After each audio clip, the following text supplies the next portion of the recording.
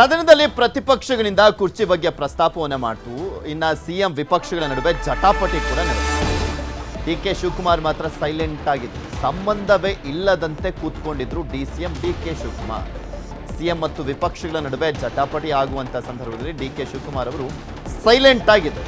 ಯಾಕಂದ್ರೆ ಎದ್ದು ಸುಮ್ಮನೆ ಮತ್ತೆ ನನ್ನನ್ನು ಯಾಕೆ ಟಾರ್ಗೆಟ್ ಮಾಡಿಡಾರು ಅಂತನಾ, ಅಥವಾ ಎಲ್ಲದಕ್ಕೂ ಉತ್ತರವನ್ನ ಕೊಡ್ಲಿಕ್ಕೆ ಸಿಎಂ ಒಬ್ಬರೇ ಸಮರ್ಥರು ಅಂತನಾ, ಅಥವಾ ಹೆಂಗಿದ್ರು ಸಿಎಂ ಟಾರ್ಗೆಟ್ ಮಾಡಿದ್ದಾರೆ ಅವ್ರನ್ನ ಟಾರ್ಗೆಟ್ ಮಾಡ್ಕೊಳ್ಳಿ ಅಂತ ಸುಮ್ಮನಾದ್ರ ಗೊತ್ತಿಲ್ಲ. ಸಿಎಂ ಬೆನ್ನಿಗೆ ನಿಂತ ಸಚಿವರು, ಕೆಲ ಶಾಸಕರು, ಆದರೆ ಡಿಕೆಶಿ ಮತ್ತು ಅವರ ಬಣದವರು ಮಾತ್ರ ಫುಲ್ ಸೈಲೆಂಟ್. ಪ್ರಶ್ನೋತ್ತರ ಕಲಾಪದ ಸಂದರ್ಭದಲ್ಲಿ ಕೆಲ ಶಾಸಕರ ಜೊತೆ ಕುಶಲೋಪರಿಯನ್ನ ಮಾಡ್ತಾ ಇದ್ರು.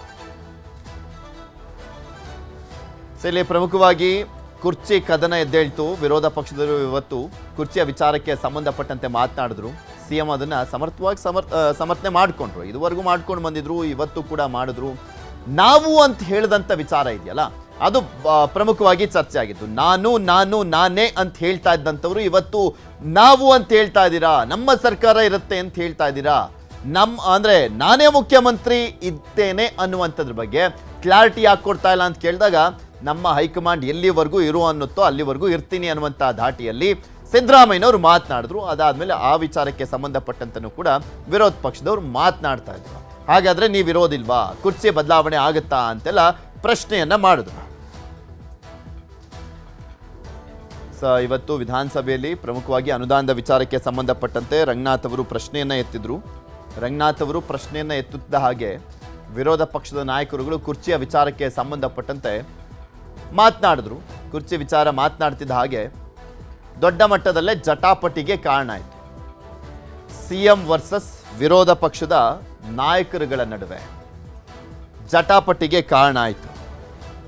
ಸಾಕಷ್ಟು ಚರ್ಚೆಯ ನಡುವೆ ಕುರ್ಚಿಯ ವಿಚಾರನೆ ಹೈಲೈಟ್ ಆಗಿ ಚರ್ಚೆ ಆಗಿದ್ದು. ಇವತ್ತು ಹೈಲೈಟ್ ಆಗಿ ಚರ್ಚೆ ಆಗಿ ಜಟಾಪಟಿ ಆಯಿತು.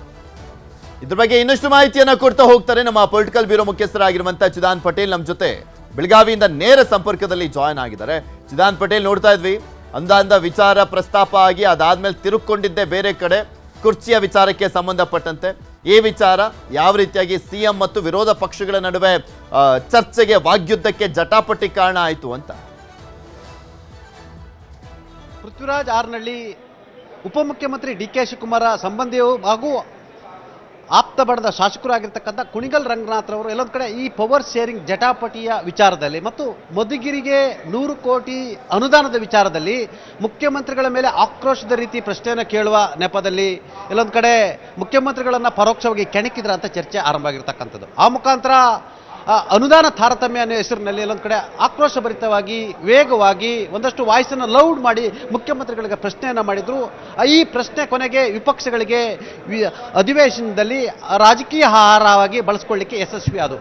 ಆ ಸಂದರ್ಭದಲ್ಲಿ ಮುಖ್ಯಮಂತ್ರಿಗಳನ್ನು ಕಾಲೆಳೆಯುವ ಪ್ರಯತ್ನ ನಡೆಯಿತು. ಹೋಮ ಹವನಗಳು, ಪೂಜೆಗಳು ಮತ್ತಿದರ ಬಗ್ಗೆ ಕೂಡ ರಂಗನಾಥರನ್ನು ಕಾಲೆಳೆದ್ರು. ಆ ಮುಖಾಂತರ ಒಂದು ಕಡೆ ಪವರ್ ಶೇರಿಂಗ್ ಇದು ಆಕ್ರೋಶವ ಅಂತೇಳಿ ಪ್ರಶ್ನೆಯನ್ನು ಮಾಡುವ ಮಟ್ಟಕ್ಕೆ ಬಂತು. ಆ ನಂತರ ಈ ರಾಜ್ಯದಲ್ಲಿ ಮುಖ್ಯಮಂತ್ರಿಯಾಗಿ ನೀವು ಇರ್ತೀರಾ ಅನ್ನೋ ಒಂದು ಪ್ರಶ್ನೆಯನ್ನು ಮಾಡ್ತು ಮತ್ತು ಪವರ್ ಶೇರಿಂಗ್ ವಿಚಾರವನ್ನು ಕೂಡ ಮುಖ್ಯಮಂತ್ರಿಗಳಲ್ಲಿ ಪ್ರಶ್ನೆಯನ್ನ ಮಾಡಿದರು. ಈ ಸಂದರ್ಭದಲ್ಲಿ ಮುಖ್ಯಮಂತ್ರಿಗಳು ರಂಗನಾಥ್ ರವರಿಗೆ ಆಕ್ರೋಶಭರಿತವಾಗಿ ಮಾತನಾಡ್ತಿದ್ದಂಥ ಆಕ್ರೋಶಭರಿತವಾಗಿ ಮಾತನಾಡಬೇಡಿ ಮತ್ತು ಅನುದಾನ ತಾರತಮ್ಯವನ್ನು ಸರಿಪಡಿಸ್ತೀವಿ ಅನ್ನುವ ಹೆಸರಿನಲ್ಲೇ ಪಕ್ಕದಲ್ಲಿದ್ದಂಥ ಉಪಮುಖ್ಯಮಂತ್ರಿಗಳು ಮತ್ತು ರಂಗನಾಥ್ ರವರಿಗೆ ಎಲ್ಲೊಂದು ಕಡೆ ಪರೋಕ್ಷವಾಗಿ ಮತ್ತು ವಿಧಾನಸಭೆ ಅಧಿವೇಶನದಲ್ಲಿ ಏನೇ ಮಾತಾಡಿದ್ರು ಕೂಡ ಅದು ರೆಕಾರ್ಡ್ಗೆ ಹೋಗುವಂಥದ್ದು, ಎಂಡಾರ್ಸ್ ಆಗುವಂಥದ್ದು. ಇಂಥ ಸಂದರ್ಭದಲ್ಲಿ ವಿಪಕ್ಷ ನಾಯಕ ಆರ್ ಅಶೋಕ್ ಮತ್ತು ಸುನೀಲ್ ಕುಮಾರ್ ಅವರು ಮತ್ತು ವಿಪಕ್ಷದ ಉಪನಾಯಕರಾಗಿರ್ತಕ್ಕಂಥ ಅರವಿಂದ್ ಬೆಲ್ಲದ್ ಮತ್ತು ಬಿಜೆಪಿ ಅನೇಕ ನಾಯಕರುಗಳು ಮುಖ್ಯಮಂತ್ರಿಗಳನ್ನ ಕೆಣಕಿದ್ರು. ಮುಖ್ಯಮಂತ್ರಿಗಳ ಬಾಯಲ್ಲಿ ಏನು ಬರುತ್ತೆ ಅಂತ ಕೆಣಕೋ ಪ್ರಯತ್ನವನ್ನು ಕೂಡ ಮಾಡಿದ್ರು.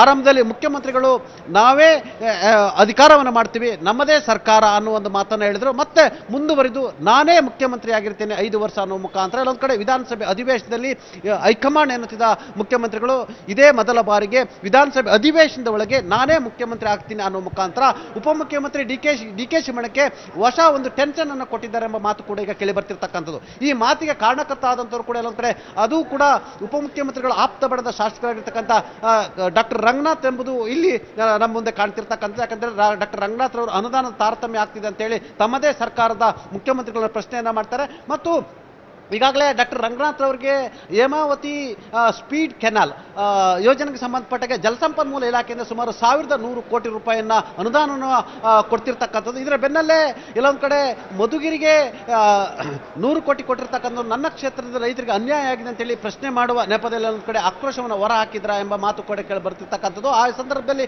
ಎಲ್ಲೊಂದು ಕಡೆ ಕೆ ಎನ್ ರಾಜೇಂದ್ರವರು ಮತ್ತು ನನ್ನ ವಿಚಾರ ತಾರತಮ್ಯ ಆಗ್ತಿದೆ ಅನ್ನೋ ರೀತಿಯಲ್ಲಿ ಅದು ಅಸೆಂಬ್ಲಿಯಲ್ಲಿ ಪ್ರಶ್ನೆಯನ್ನ ಮಾಡಿರ್ತಕ್ಕಂಥ ಈ ಪ್ರಶ್ನೆಗೆ ಎಲ್ಲೊಂದ್ ಕಡೆ ಮುಖ್ಯಮಂತ್ರಿಗಳು ವಿಪಕ್ಷಗಳ ಒಂದು ಕೆಣಕುವಂತ ಮಾತುಗಳು ಮತ್ತು ಎಲ್ಲೊಂದ್ ಕಡೆ ಮುಖ್ಯಮಂತ್ರಿ ನೀವೇ ಆಗ್ತಿರ್ದೆ ಎಂಬ ಪ್ರಶ್ನೆಗಳಿಗೆ ತಿರುಗೇಟು ಕೊಡುವ ನೆಪದಲ್ಲಿ ಮುಖ್ಯಮಂತ್ರಿಗಳು ಕೂಡ ಇದೀಗ 5 ವರ್ಷ ನಾನೇ ಮುಖ್ಯಮಂತ್ರಿ ಆಗಿರ್ತೀನಿ ಅನ್ನೋ ಮುಖಾಂತರ 5 ವರ್ಷ ಹೇಳಿಲ್ಲ ಅನ್ಸುತ್ತೆ, ಹೈಕಮಾಂಡ್ ಹೇಳೋವರೆಗೂ ನಾನು ಇರ್ತೀನಿ ಅಂತ ಮಾತನಾಡಿದ್ರು ಅನ್ಸುತ್ತೆ ಪಟೇಲ್ರೆ ಅಲ್ಲಿ. ಎಸ್ ಅಫ್ಕೋರ್ಸ್ ಕೊನೆಯಲ್ಲಿ 5 ವರ್ಷ ಸಿಎಂ ಆಗಿರ್ತೇನೆ ಅನ್ನೋ ಒಂದು ಮಾತನ್ನು ಕೂಡ ಹೇಳಿದ್ರು. ಕೊನೆ ಗಳಿಗೆಯಲ್ಲಿ ಹೇಳೋ ಮುಖಾಂತರ ಒಂದ್ ಕಡೆ ಮತ್ತೆ ಹೊಸ ರಾಜಕೀಯ ಚರ್ಚೆಗೆ, ಹೊಸ ರಾಜಕೀಯ ಜಟಾಪಟಿಗೆ ಇದು ಈ ಹೇಳಿಕೆ ಕಾರಣ ಆಗುತ್ತೆ ಎಂಬುದು ಸದ್ಯದ ಕುತೂಹಲ ಅಂತ ಹೇಳ್ಬೋದು. ಪೃಥ್ವಿ. ಓಕೆ, ಧನ್ಯವಾದ ಚಿದಾನ್ ಪಟೇಲ್ ನಿಮ್ಮೆಲ್ಲ ಮಾಹಿತಿಗಾಗಿ.